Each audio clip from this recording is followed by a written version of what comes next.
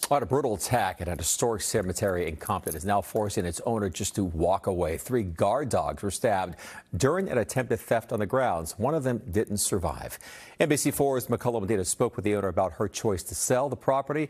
He joins us live just outside of the cemetery. Mac.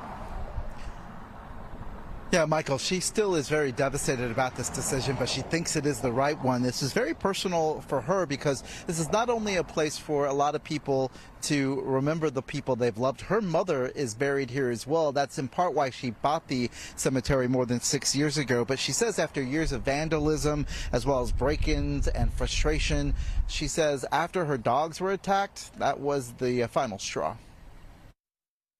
Woodlawn has always been my mother's house. Celestina Bishop says Woodlawn Celestial Gardens in Compton has been part of her family since the 1970s. That's when her mother was buried here. It's also where more than 26,000 people are buried. Nearly 1,000 of them are veterans. A place meant for remembrance that has become the target of repeated crime. Over the weekend, she says 3 guard dogs were stabbed while trying to stop a break-in. They're part of our family.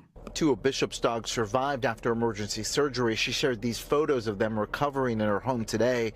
1 dog did not. Bishop worries what could happen next. My dog the other day, perhaps me tomorrow. So she has decided to sell. I think it's time for me to walk away with my head held high, knowing that I did everything within my power to sustain Woodlawn as a cemetery. For 6 years, Bishop has overseen the cemetery, trying to preserve a historic site. She says there's no steady funding, no grants, and most of the work has come out of her own pocket. People need to understand that Woodlawn has not had any type of income coming in during the last 6 years, and all work, service, employees, equipment has been provided solely by me. The violence against her dog, she says, was the final straw. Stabbing of the dogs is a bit much, and it's scary.